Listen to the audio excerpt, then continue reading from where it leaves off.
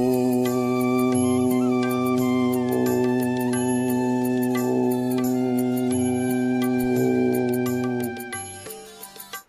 मन्नाथ श्री जगन्नाथ मदगुरु श्री जगतगुरु मदात्मा सर्वभूतात्मा तस्मै श्री गुरवे नमः। नीलाचल निवासाय नित्याय परमात्मने बलभद्र सुभद्राभ्यां जगन्नाथाय ते नमः। क्रियायोग परंपरार समस्त गुरुमानक मु प्रणाम करुछि। विश्वर प्रत्येक संप्रदायर गुरु मानक मु प्रणाम करुछि। उपस्थित दीतिकृष्ण बाबा को मु प्रणाम करुछि। उपस्थित भगवत स्वरूप गण सबुरी भितरे मु जगन्नाथ को उपलब्धि करी प्रणाम करुछि। समस्तक भितरे गोटे प्रश्न, कौन से प्रश्न? आमे गृहस्थाश्रम रे अच्छु, किंतु गृहस्थाश्रम बोली के जानती नहीं। चारिटा आश्रम, गोटे गृहस्थाश्रम, गोटे ब्रह्मचारी आश्रम, गोटे बानप्रस्थ आश्रम, गोटे सन्यास आश्रम। सबू गृहस्थ लोकों भितरे गोटे धारणा आमे घरे अच्छु, केही आश्रम बोली भाविना।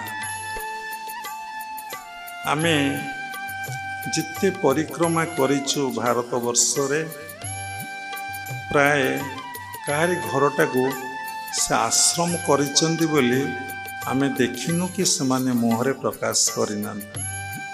एबे वृंदावन रु फेरुथलु, जने बाबू हमको डाकिले दिल्ली रे।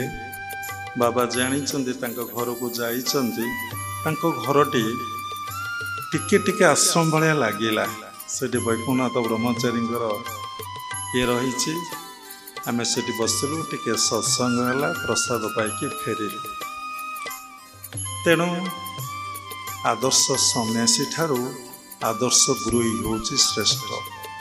किंतु शास्त्र कथा लेखा अच्छे, पुणी कौन लेखा अच्छे ना, गुरुस्था सर्वधर्म रक्षा, ब्राह्मण सेवा गुरु दीक्षा। गृहस्था सर्वधर्म रक्षा। गृहस्था जो गृहस्थ माने ब्रह्मचारी आश्रम आउ बानप्रस्थ आश्रम सन्यास आश्रम को रक्षा करती बा दायित्व नियंती। देखंतु बाबाजी फूलमालटी पकईचंती, से फूलमालाटा जने गृहस्थाश्रम लोक ही करिछि। आज बाबा एठारे बसी सत्संग करुचंदी, जने गृहस्थाश्रम लोक ए ध्यान केन्द्रटा को करिचंदी। देखंतु बाबा आज गृहस्थाश्रम आसी सन्यास आश्रम पहुँची। जहाँ किसी दीपटी जलुची, से घीओ टिके बलिता टिके ताकू जने गृहस्थाश्रम लोक करिचंदी।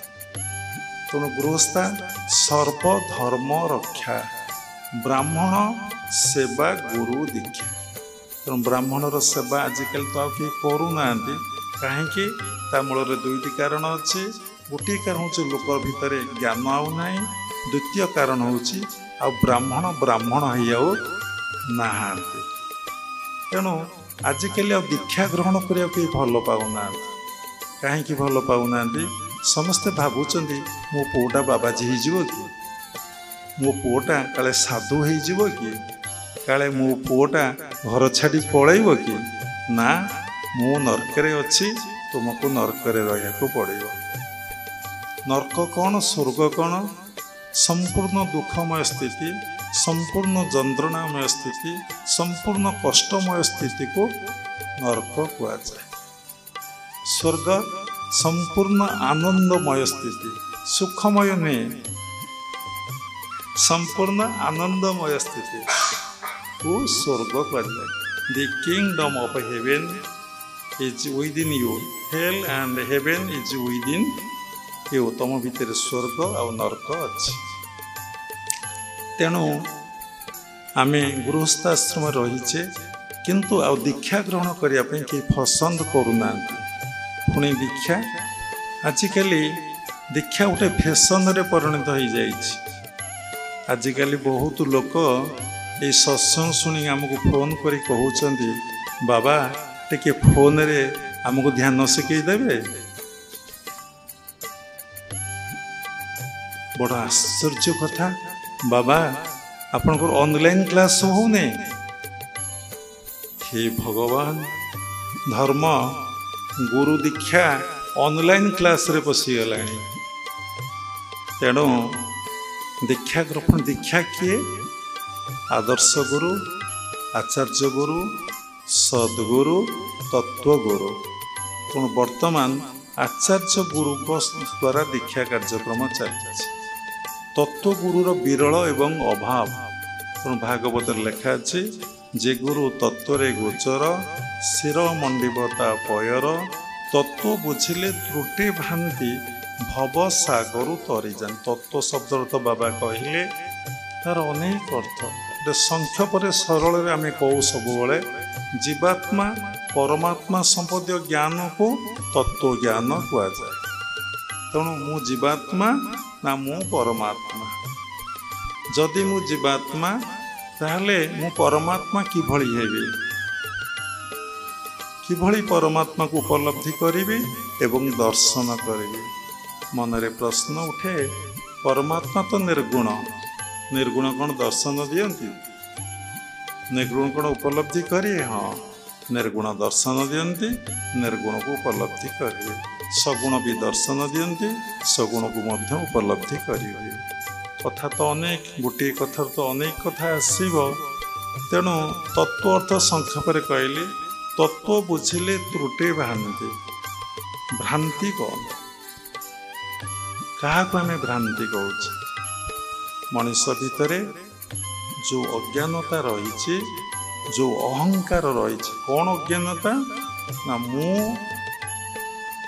जड़े व्यक्ति विशेष, मोर एजुकेशनल एकेडमिकल क्वालिफिकेशन या मु पाठ पढ़ी, चाकरी करिछि, विवाह होइछि, मु गोटे मनीष।